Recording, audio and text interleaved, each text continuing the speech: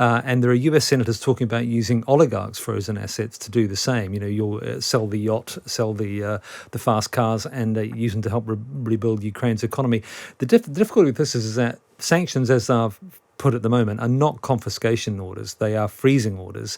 And it also opens to the very big and difficult subject of reparations, war reparations from Russia. A British project to supply the materials for electric car batteries has taken a big step forwards this morning.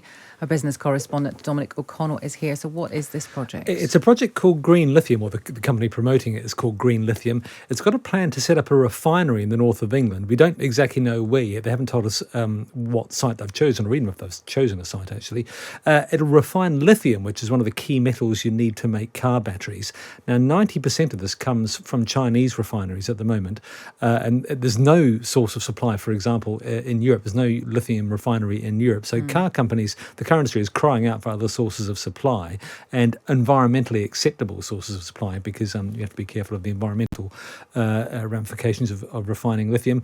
The news this morning is that a big commodities trader called Trafigura, it's one of the world's biggest companies for trading oil, gas, and all kinds of commodities, including lithium, has invested in it. It will take a stake, and it will supply the lithium to the refinery. So it's a big step forward for this venture. But there is an awful lot we still don't know about it, whether it will actually happen. But it does form part of this kind of bigger electric car supply chain, which is forming in the north of England. There's that company called British Volt, which plans to build a big battery factory. Maybe it'll take the lithium from this refinery. Yes, and there are some ideas about using Russian money to rebuild Ukraine after the war is over. Yeah, this idea has been knocking around for a while, but it's been reawakened by some comments from Josep Borrell. He's the EU's High Representative for Foreign Policy.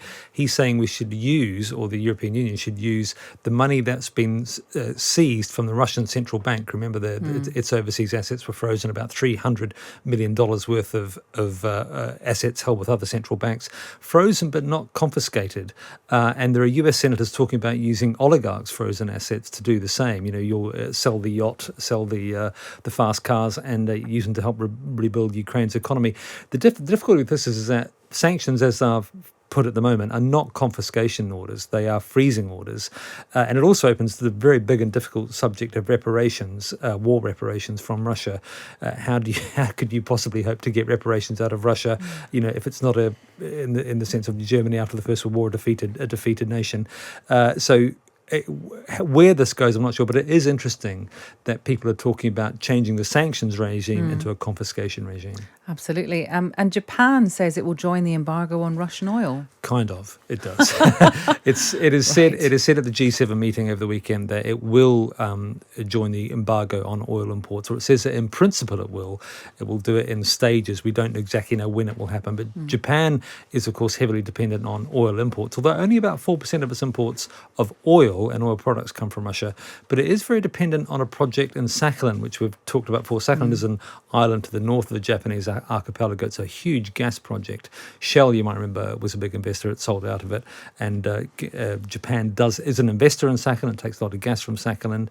The EU embargo on oil, of course, is still held up by opposition from Hungary. Interesting to know what's happening to diesel and petrol prices in America. On the back of the oil embargo, the Russian oil embargo, and the exports of gas out of the US into Europe, or diesel and petrol prices are at an all-time high at American petrol pumps. It's a big issue for the US presidency. Joe Biden is expected to say something about this tomorrow. He's going to make a big speech on inflation. 8 out of 10 Americans say that the cost of living squeeze is their number one concern. There are some signs, actually, that inflation might be peaking in the US. Certainly not here, though, because, as we know, the Bank of England expects it to run for a while. Dominic, thank you very much. That's our business correspondent, Dominic O'Connell.